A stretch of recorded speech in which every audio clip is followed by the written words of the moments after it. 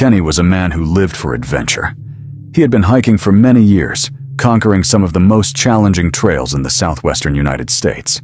His friends described him as fearless and extremely curious, which, perhaps, ultimately led to his demise. Kenny documented his hikes on YouTube, where he garnered a small following, recounting his discoveries in the vast expanse of the Mojave Desert. There were abandoned mines, strange caves, and even government training grounds. Despite the dangers, Kenny found a sense of freedom in these remote places, but he was also aware of the risks. A slip on a rock, a broken bone, or getting lost without communication could mean death. Nevertheless, Kenny believed that the reward was worth the risk. Kenny had a habit of exploring places alone, even when people discouraged him from doing so. Hiking alone in a desert like the Mojave is not something most people would consider wise, but Kenny saw it differently. He believed that hiking alone sharpened his senses and made him more aware of his surroundings. Without the distractions of company, he could listen to the desert and focus on details he might otherwise miss. His viewers probably understood that every time he went out there alone, he was taking a big risk, but it was a risk he seemed willing to take again and again. But there was one discovery that changed everything. It wasn't just another rocky valley or a long abandoned mine. It was something different. I'm looking for a cave that I found before. I didn't have a weapon then, and something about this cave scared me. Of all the caves I've been in, this one made my body vibrate. The closer I got, the stronger I felt this strange sensation. I thought, okay, I'm not going in there now, but I'll come back someday. Hopefully, I can find it again. It's shaped like a large letter M. It's a big cave that looks like a giant M, about my height, narrow, and located on a hillside. Hopefully, I can find it again. His viewers began to speculate about what could have caused such a strange reaction. Some thought it was something natural, perhaps a strange geological feature, or a minor earthquake. Others, of course, immediately assumed it was something more mysterious, such as secret military experiments or something supernatural. Kenny read all the comments, and it was clear that the mystery of the M-shaped cave had captured the minds of many. People were sending him messages, urging him to return to the desert and explore the cave. However, Kenny was cautious. He knew that returning to such a remote location was risky, especially considering the strange sensation he had experienced. Despite his fear of the unknown, Kenny decided he couldn't leave the mystery unsolved. He wanted answers as much as his audience, maybe even more. Soon, he announced his plans to return, determined to find out once and for all what was inside that cave. Kenny carefully prepared for this trip, aware of the dangers that awaited him in the desert. Even for an experienced hiker like him, the Mojave held countless risks. This wasn't just a short day hike. The remote location of the cave meant he would have to traverse miles of challenging terrain with limited supplies and no communication in case something went wrong. Kenny informed his girlfriend and a few close friends where he was going, so they would know his approximate location if he didn't return. Days passed, and no one heard from Kenny. At first, his friends and family assumed he was still exploring, caught up in the thrill of the adventure. But as time went on and anxiety grew, Kenny's girlfriend reported him missing, and a search operation was launched. Rescue teams scoured the Mojave Desert, checking every trail and canyon in search of any sign of his presence. During the search, they discovered Kenny's phone lying on the ground near an abandoned mine shaped like an M. The phone contained no interesting messages, recent recordings, or hints as to what might have happened to him. It seemed as if he had left it intentionally or dropped it accidentally before venturing further into the desert. Despite the intensive search, no other trace of Kenny was ever found. The searching team was searching for weeks, combing the surrounding area and exploring every possible route he might have taken.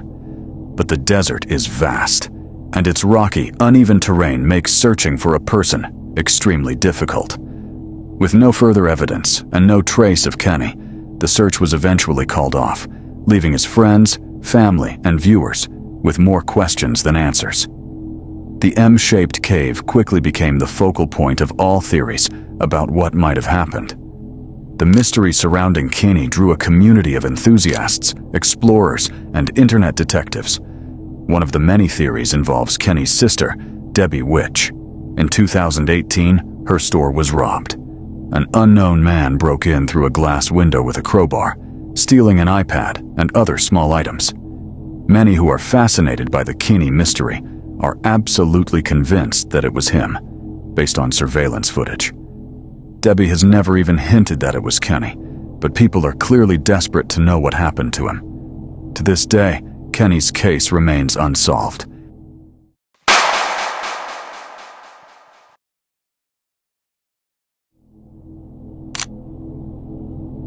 29-year-old Elizabeth Barraza was preparing for a garage sale outside her home when a man approached her and shot her 4 times with a revolver.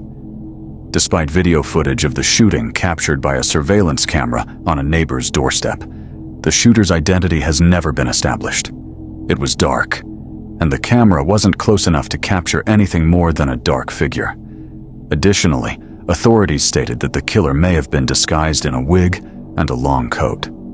The suspected shooter was driving a dark-colored, 4-door Nissan pickup truck, which was captured on surveillance cameras driving through the neighborhood before and after the shooting. Investigators believe the driver was waiting for Sergio Barraza to leave for work. After he left, the driver parked on the street next to the Barraza home, leaving the headlights on. According to the investigation, Barraza said, "Good morning" to her killer, before he shot her 3 times at point-blank range. In the video, she can be heard screaming as she falls to the ground. The shooter fired a 4th shot while Barraza was lying on her back. No motive for the murder has been established. Barraza's husband said the couple planned to use the money from the garage sale for an upcoming trip to Florida to celebrate their 5th wedding anniversary. They were both fans of Harry Potter and Star Wars, and Barraza often dressed up as a stormtrooper when volunteering at local hospitals, including the one where she died the next day after shooting.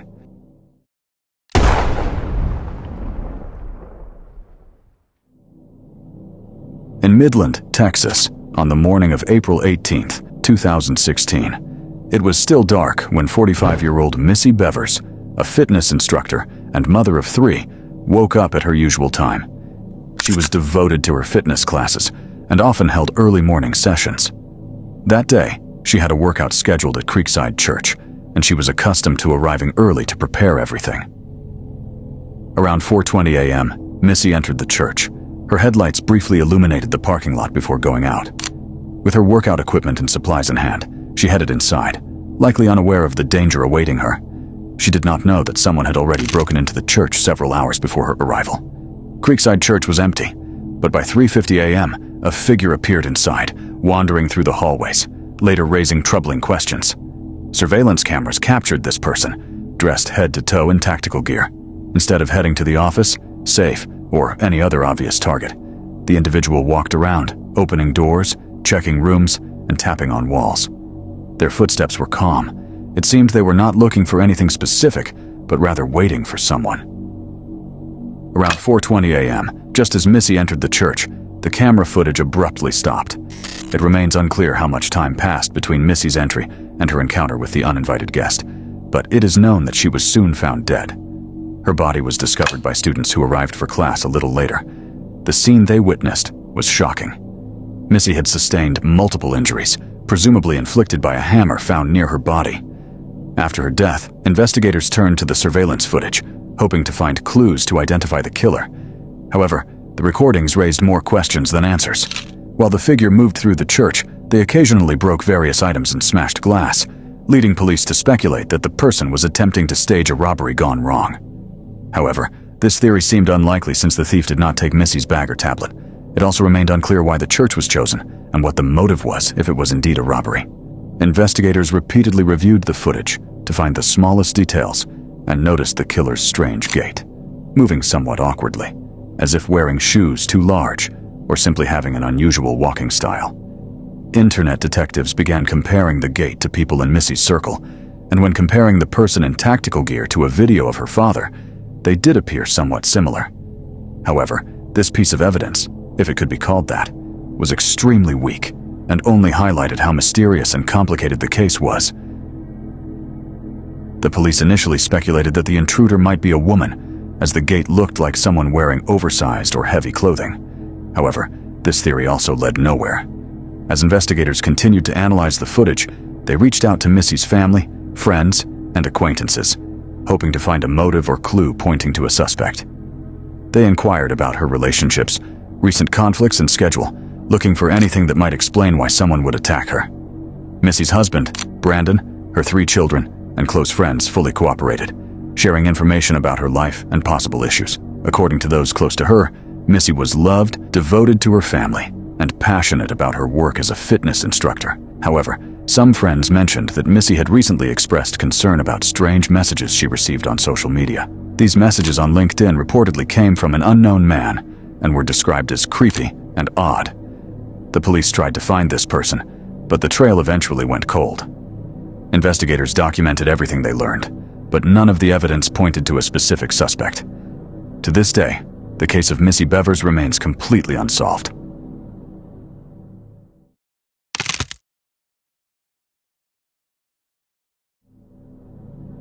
In 1987, a couple of hikers were trekking south of the Junca Lake trailhead in the mountains near the small, craggy town of Tabernash, Colorado.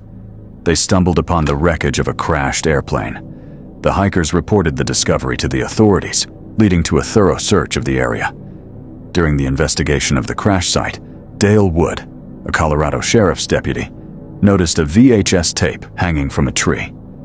Much of the tape had unspooled and become tangled in the branches, and he took it to be restored to a more or less watchable condition. The recording turned out to be quite disturbing. The videotape contained the final moments of 2 men who had been missing for 3 years.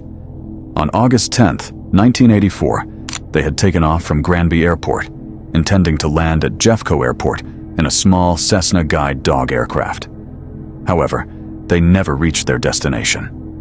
Numerous search parties were organized along their presumed route, but no one could find any trace of James and Ronald. Their disappearance was made even more mysterious by the fact that the plane was equipped with an emergency radio beacon that was supposed to transmit a location signal in the event of a crash. However, authorities never received a signal from the device, and the case remained unsolved for nearly 3 years, until the hiking couple came across the plane wreckage, which in turn led to the discovery of the videotape. The recording starts out normally enough. The pilot comments on what he sees from the cockpit. However, about 5 minutes into the recording, it becomes clear that something is going wrong, as the ground begins to approach faster and faster. Experts analyzed the recording to determine what went wrong. It turned out that the pilot had failed to account for density altitude before takeoff when his plane collided with the towering mountains. The recording shows him trying to quickly turn around, but the plane's engine stalled, causing it to fall and crash in the forest. The recording also explains why the emergency radio beacon did not work. The plane flipped upside down before crashing, which damaged the transmitter and prevented it from sending a distress signal.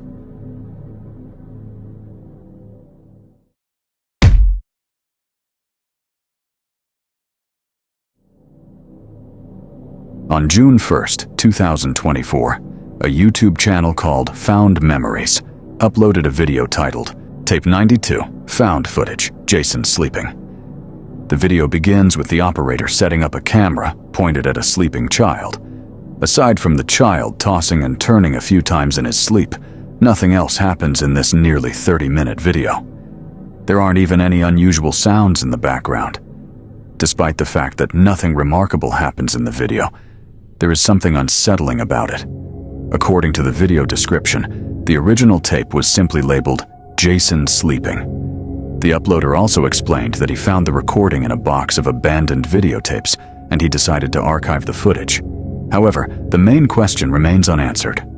Why would someone record 30 minutes of a child sleeping? It is possible that this video was recorded by a parent who wanted to observe their child's sleep to see if he sleepwalked or talked in his sleep. Many commenters under the video agree with this explanation. In the end, we can't truly know the motives behind this unsettling video. Perhaps the channel owner's dream will come true, and one day, Jason or the person who recorded this video will find it and reveal the truth in the comments.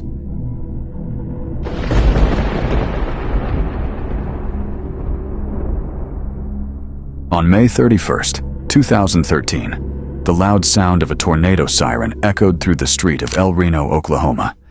Meteorologists were predicting a possible tornado outbreak, with multiple vortexes potentially touching down in the area. While this was bad news for the residents of El Reno, the rarity of such an event also attracted many storm chasers from all corners of the United States. Among them was a 3-person team consisting of 55-year-old Tim Samaras, his 24-year-old son Paul, and their 45-year-old companion Carl Young. All three had extensive experience safely chasing and collecting valuable data on tornadoes. They were also part of the Discovery Channel's Storm Chasers team and actively participated in filming from seasons 3 to 5.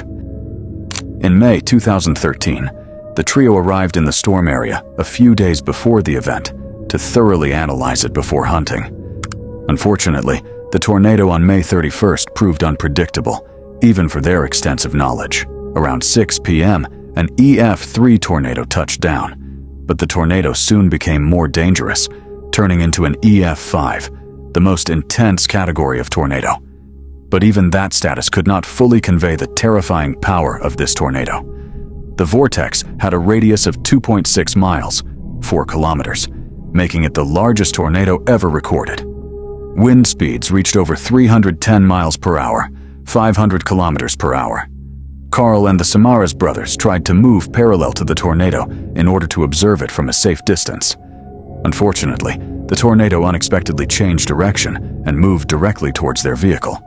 They did their best to escape, but unfortunately, it was too late. The tornado lifted their car into the air and carried it through the El Reno area. After the storm subsided, search teams found their vehicle, which had been reduced to 60% of its original size. Tim's body was found strapped inside the car, while the bodies of Paul and Carl were found about a kilometer away from the vehicle. All three died in the incident. After further searches, authorities also discovered a camera that had miraculously continued to record. After reviewing the recordings, it became clear that it had captured the last moments of Tim, Paul, and Carl's lives. The footage from this camera has not been released to the public and likely never will be.